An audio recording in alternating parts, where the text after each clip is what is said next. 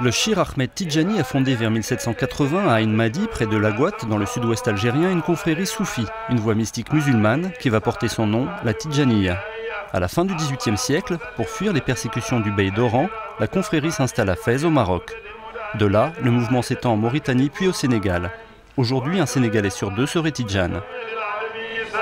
La vie spirituelle quotidienne des adeptes se partage entre la récitation de litanies tirées du Coran, appelées zikr ou wird, et la pratique collective célébrée au sein des Zaouïas, les centres spirituels tidjanes.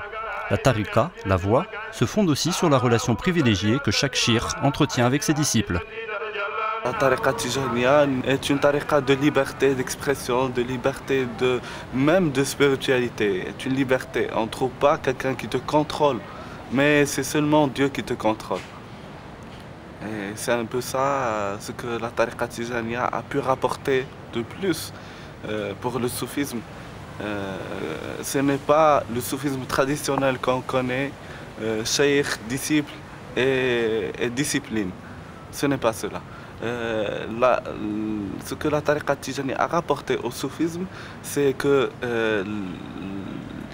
l'idée elle-même du cheikh n'est pas résumée sur quelqu'un qui est toujours en vie, qui est toujours en vie physiquement et qui te contrôle, qui te dit fais cela, ne fais pas cela, ce n'est pas cela. Non. La tariqa tijaniya est une tariqa tout d'abord qui éduque avec sa spiritualité, avec son dhikr, avec ses invocations, ses noms de Dieu qu'on répète tous les jours, tout d'abord pour sentir qu'on est dedans, et aussi pour sentir que la présence divine, pour arriver à sentir la présence divine en nous. C'est ça l'esprit que le prophète Sayyidina Mohammed sallallahu alayhi wa sallam a voulu, c'est de voir Dieu dans toutes les choses qu'on voit. C'est ça l'ihsan.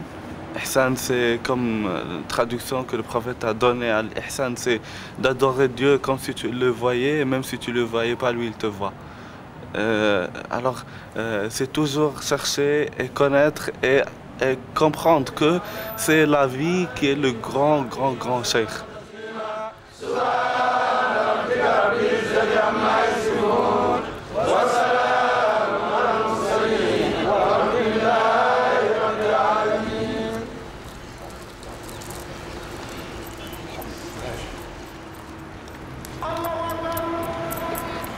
Au sein de la Tidjaniya, c'est le Mokkadem qui est chargé de transmettre l'initiation aux futurs adeptes.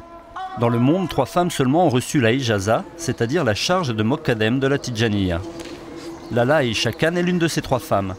Elle vit à Dakar et conjugue sereinement sa vie profane et sa vie mystique, ses activités dans le commerce international et son statut de guide spirituel.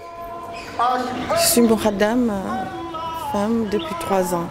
On m'a donné la ijaza le jour de l'anniversaire du décès de mon père à Gibraltar.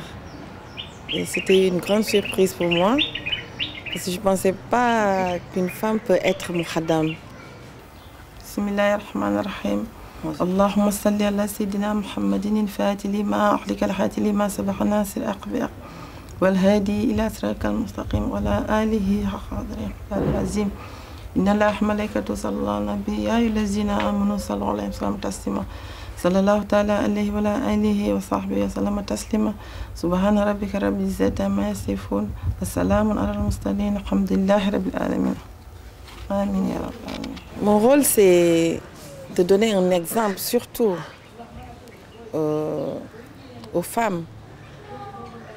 Parce que dans la vie, le Mokkadem doit être droit, c'est-à-dire Sirat al-Mustaqim, c'est la droiture. La droiture d'abord, la droiture c'est respecter ce que Dieu, le prophète, ce qu'il nous dit de faire, pratiquer les 5 prières, donner un exemple, être un exemple. Beaucoup de femmes viennent me demander des conseils et moi je donne beaucoup de conseils à des femmes pour qu'elles s'occupent bien de leur mari, de leurs enfants, de leur maison. Mais ça ne les empêche pas aussi de sortir, de travailler et d'aider les maris. Parce que le mari ne peut rien faire seul, il ne peut pas faire tout seul, il faut qu'on l'aide. Donc je le dis, c'est à nous les femmes aussi de bouger un peu, hein, parce qu'on a nos enfants à l'extérieur et c'est extrêmement cher. Donc le mari seul, avec son salaire, il ne peut pas tout faire. Donc il faut que la femme bouge. Située à 1 heure de route au nord-est de Dakar, la petite ville de Tivaouane est le berceau de la Tidjaniya au Sénégal. La confrérie est introduite dans le pays vers 1835 par Cheikh Omar Tall, puis par El Hadj Malick Sy qui s'installe définitivement à Tivaouane en 1902. Sous son impulsion, la ville devient un centre de rayonnement de la culture islamique. Malik est le fondateur de cette ville scientifique. Comme l'a dit le célèbre historien français Paul Marty lors de sa visite dans notre ville et dans l'école de Hadj Malick Sy, la spécificité de l'école de Hadj Malick Sy est qu'elle constitue une université populaire. Et c'est de cette université populaire que sont sortis les plus grands savants sénégalais. Il est reconnu que cette université a joué un grand rôle dans l'enseignement de la science, de la langue arabe, ainsi que dans la propagation d'un islam noble.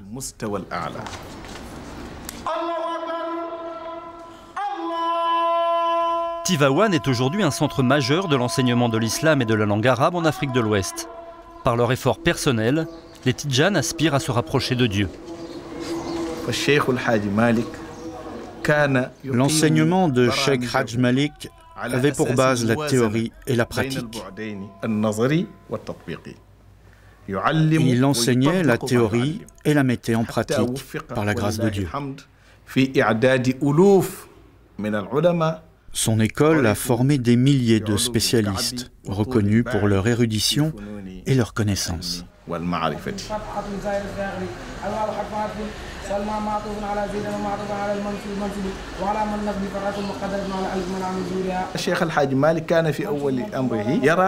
Cheikh Hadj Malick disait que l'enseignement des enfants musulmans était indispensable et nécessaire. Hadj Malick avait remarqué que certains cheikhs dispensaient un apprentissage rudimentaire jusqu'à ce que certains de leurs élèves commencent à les vénérer. Le Cheikh Malick a dit que Dieu vous pardonne. Il est de notre devoir d'éduquer nos enfants. Nous devons en premier leur apprendre l'unicité de Dieu et nous devons leur enseigner la religion jusqu'à ce qu'ils soient capables de nous corriger au cas où nous-mêmes, en tant que professeurs, serions dans l'erreur. C'est de cette manière que Hadj Malick voulait instaurer une bonne entente entre les professeurs et les élèves. C'est dans cette voie que Hadj Malick formait ses adeptes.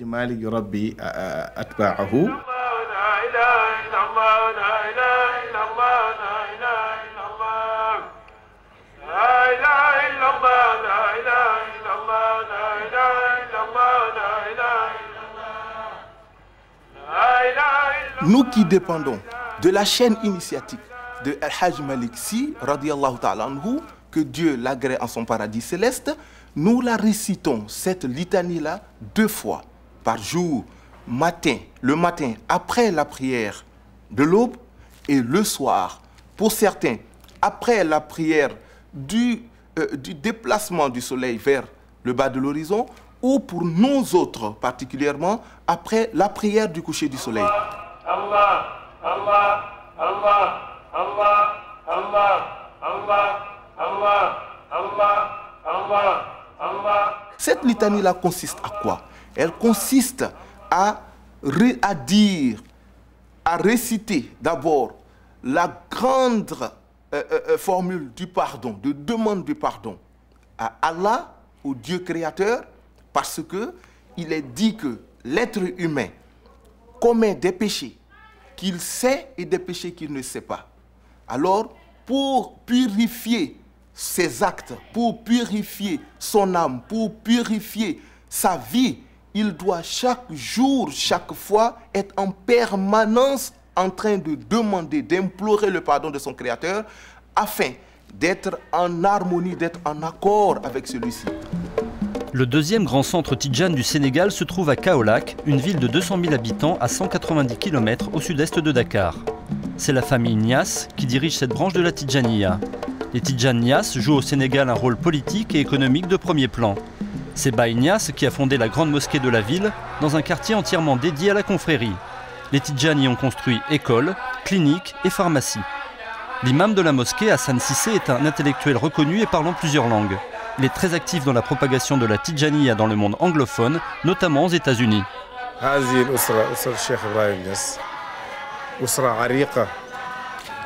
La famille Niasse est une famille ancestrale au sein de la Tidjaniya. Le père, le cheikh Hadj Abdallah Niasse, faisait partie des pionniers qui répandirent l'enseignement de la tariqa.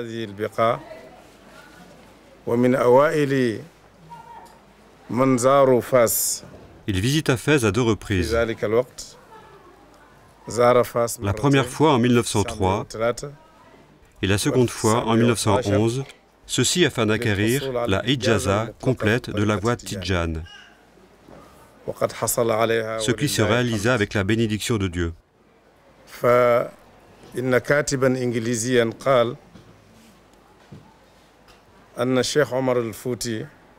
Un auteur anglais a dit, le cheikh Omar el-Fouti, que Dieu l'agrée, avait excellemment répandu la tariqa au XIXe siècle. Quant à Cheikh Ibrahim Inyas, il a répandu la tariqa au XXe siècle de manière remarquable. Vous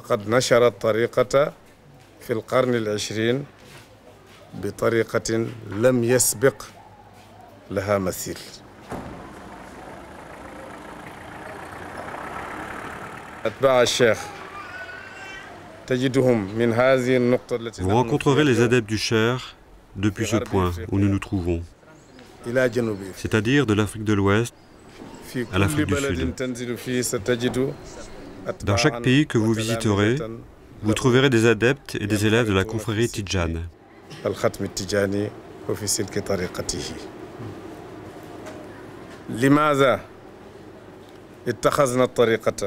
Pourquoi avons-nous choisi la confrérie tidjane? Nous l'avons choisie parce que c'est une voie mohamédienne, basée sur le Coran et les actes du prophète. Le grand cheikh, que Dieu l'agrée, a dit « Si on vous relate quoi que ce soit venant de moi, confrontez-le avec le livre sacré.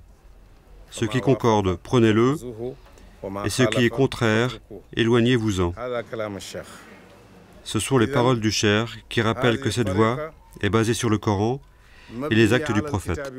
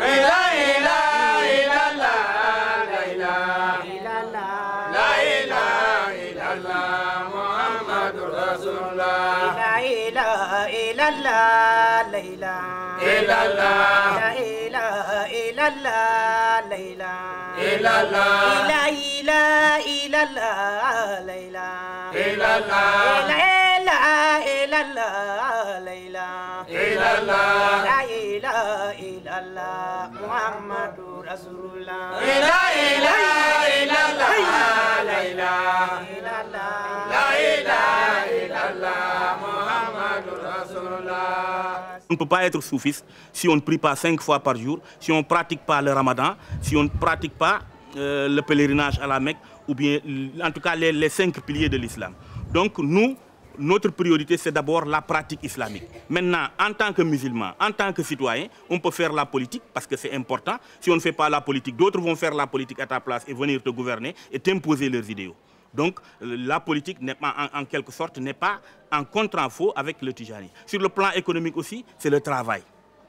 Parce que l'enseignement du Tijani, c'est l'enseignement du prophète Mohammed qui demande à tout musulman de travailler comme s'il allait vivre éternellement sur terre, mais aussi de s'occuper de sa religion comme s'il allait mourir aujourd'hui. Donc nous ne faisons pas de distinction entre Tijani, pratique politique, pratique économique. C'est un tout, c'est global. On applique tous les préceptes de l'islam, on applique en tout cas ce qu'il faut faire pour être un bon musulman, un bon citoyen. Situé à 70 km au sud-est de Dakar, le bourg de Ngaparou témoigne au quotidien de l'état d'esprit et de l'influence de la Tidjaniya au Sénégal. Les Tidjanis ont fondé des écoles coraniques et ils multiplient les manifestations culturelles ou religieuses ouvertes à tous.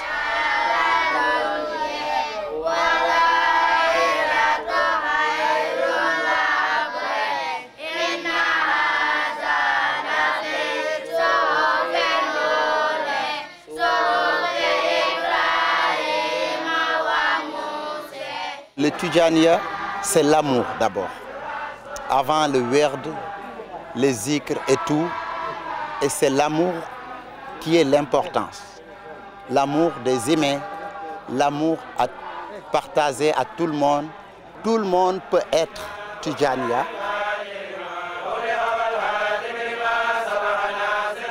Dieu appartient à toutes choses. Toute chose appartient à Dieu. Et Dieu n'est qu'amour. Et parce qu'il nous a créés par sa grandeur illuminante. Et c'est pourquoi l'homme aime toutes choses, mais sans abstenir. Et c'est pour ça que je dis, il faut penser mondialement et agir localement. Voilà moi ce que j'ai perçu à la Tariqatou Tidjaniya. Et je veux partager à ça, à tout le monde.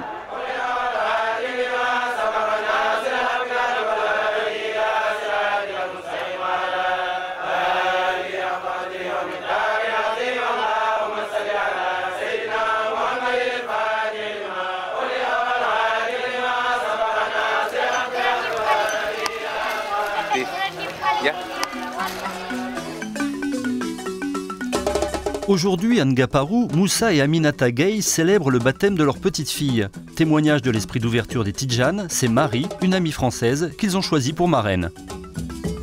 C'est une journée exceptionnelle pour moi, parce que c'est le baptême de ma fille, qu'on a baptisée Alimatou Sadia, la nourrice du prophète Mohammed, paix et salut sur lui. Je suis Tidjane. Et il y a toute la famille ici, ma famille et ma belle famille aussi. Il y a mes amis et les voisins aussi sont ici. Je suis vraiment contente aujourd'hui. Il y a aussi Marie et Jacques. Marie, c'est la marraine de ma fille. Ce que je souhaite, c'est que cet enfant, je puisse lui apporter beaucoup d'amour, beaucoup de tendresse, beaucoup d'affection, aussi longtemps que je pourrai le faire. Et j'en suis très fière et très honorée. Aujourd'hui, on est dans un monde où les enfants, à un certain âge, ils changent de tariqa comme ils veulent. Ça, c'est du fait qu'ils ne le maîtrisent pas bien, qu'on ne leur a pas bien inculqué alors les valeurs de cette tariqa-là. Et aujourd'hui, puisque moi j'ai été bien inculqué par mon père de cette tariqa, je pense que je dois faire la même chose pour mes enfants. Ce village de Ngaparou, cette famille-là, c'est, je dirais, c'est ma deuxième maison. Pour diverses raisons, pour l'amitié si proche que j'ai auprès de Moussa, de son épouse, de sa famille. Quant à aujourd'hui, c'est pour nous avec Marie un grand bonheur. Quant à se rapprocher de leur religion et de tout ce contexte, on apprend beaucoup de choses, on est émerveillé, on a des yeux grands ouverts et en partant de là, c'est grand bonheur.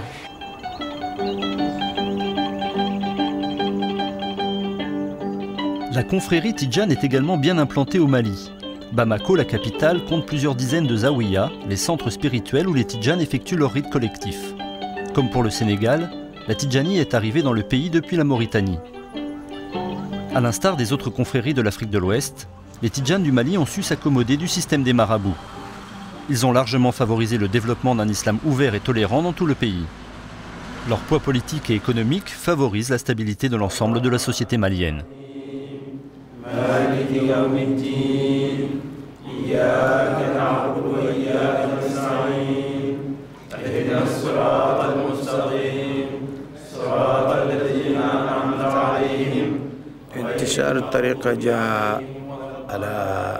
La progression de la confrérie Tidjane est due aux Tidjanes eux-mêmes.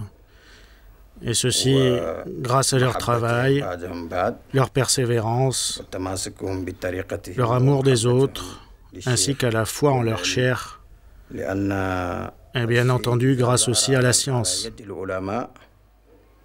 Quand la transmission des idées vient des savants eux-mêmes, elle est plus facile, car les gens croient les savants.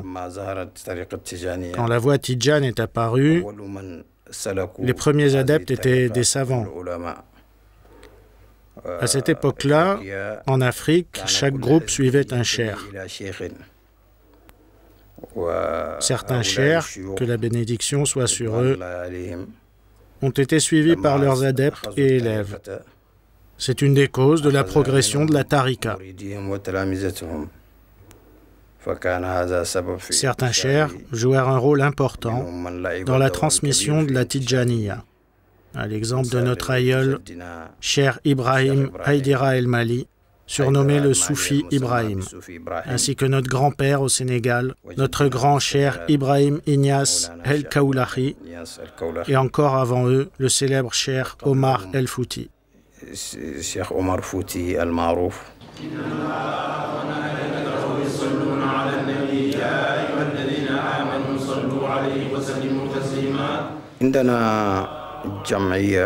Nous avons une association qui réunit tous les Tidjanes. Son siège se trouve à Bamako. Tous ceux qui se réclament de la Tidjaniya sont membres de cette association. Elle existe depuis environ 5 ans. Des liens d'amour et de fraternité nous lient.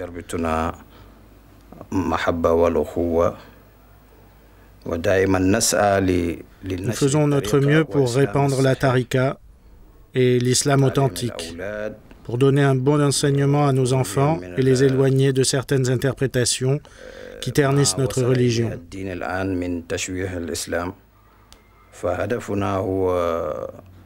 Notre objectif est de faire notre devoir comme nous l'a enseigné notre cheikh. Nous devons rester droits au sein de notre société. Notre devoir est de combattre le mal. Et s'il y a une quelconque discorde, nous y remédions aussitôt. C'est aussi le rôle de la Zawiya. Le docteur Abdoulba est un ancien vice-président de l'Assemblée nationale du Mali. Tidjane depuis 37 ans, il a cherché durant toute son existence à conjuguer son activité profane, la politique, et sa vie spirituelle. La pratique religieuse et dans la pratique politique, beaucoup voient une contradiction apparente. Il y en a qui disent, oui, bon, quand vous faites la politique, vous ne recherchez pas le paradis, c'est des intérêts immédiats, donc il faut mettre la question de Dieu de côté. Et vivre pleinement sa politique et ne penser qu'à ce bas monde. Bon, tel n'est pas mon cas. Pour moi, Dieu existe partout. Et il est présent dans tous les actes de la vie. Et je crois que lui-même, il a eu à dire qu'il est plus près de vous que votre veine jugulaire. Donc même dans la politique, il faut chercher à faire le bien. Il faut appliquer les préceptes de la religion et il faut toujours chercher à se rapprocher de Dieu et à plaire à Dieu. Donc, en ce qui me concerne, même dans la politique, j'applique les principes de la religion. Et pour moi, la politique, ce n'est pas la recherche d'intérêt immédiat, voire même d'intérêt sordide. La politique, c'est une manière de contribuer à la promotion de la société, de contribuer au bien de l'homme. Or, justement, ça, c'est un des béabas de la religion musulmane, à savoir chercher à satisfaire autrui, chercher ce qu'on appelle le baraji, c'est-à-dire la récompense divine. La récompense divine est, dans la pratique religieuse bien sûr, est dans l'amour du prochain, dans l'amour des parents, dans la promotion des liens de parenté et dans le bien que l'on fait pour le prochain, pour l'humanité tout entière. La Tidjaniya a montré une grande capacité d'adaptation aux cultures africaines. Elle a pu aussi concilier les valeurs de la modernité et les valeurs traditionnelles. Au Sénégal comme au Mali, les Tidjanes sont pleinement engagés dans le développement de leur société. Et les femmes, très nombreuses au sein de la Tidjaniya, y jouent un rôle important.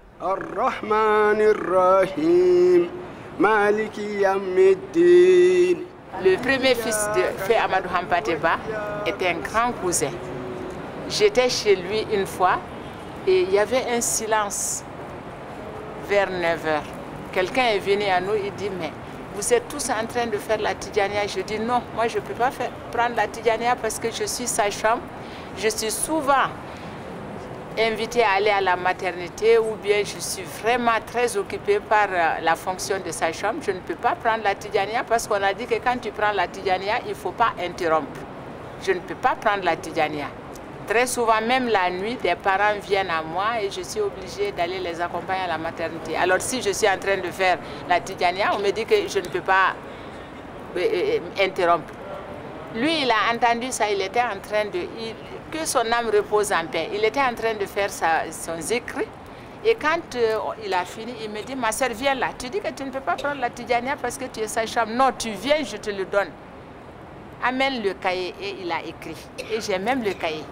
Le monde ici-bas et l'au-delà nous apportera beaucoup de bonheur. Même si on a des difficultés ici, ce seraient des difficultés qui épongeront nos péchés.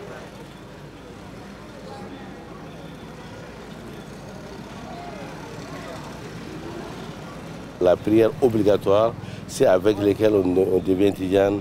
Nous prions Dieu et nous prions pour l'humanité entière. Effectivement, d'estimer l'amour entre les hommes et que les gens réussissent dans tout ce qu'ils font. Notre voix est une voix d'amour et de la reconnaissance de Dieu. Ce n'est que ça, une voix d'amour et de reconnaissance de Dieu. Et Mohammed dira alayhi salam, soit-il béni, Halidini al-Mahabba, et la religion ne serait que de l'amour. Donc c'est cet amour que nous enseignons, cet amour que nous essayons de faire voir aux gens, aimer les gens. Dans la religion musulmane, on cherche à aller le plus loin possible. Bon, évidemment, on étudie les hadiths, on étudie les préceptes du Coran. Par exemple, très souvent dans le Coran, on dit qu'il faut se rappeler Dieu, il faut tout mettre en œuvre pour le rappeler, se le rappeler.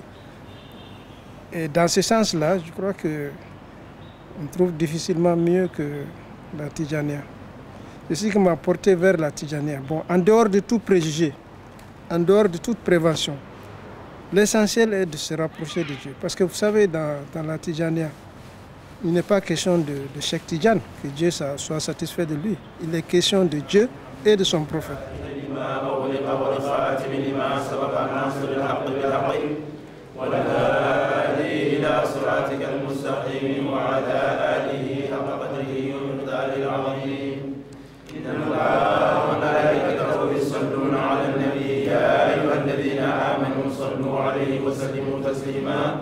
صلى الله عليه وعلى آله وصحبه وسلم تسليما سبحان ربك رب العزة عما يصفون وسلام على المرسلين والحمد لله رب العالمين.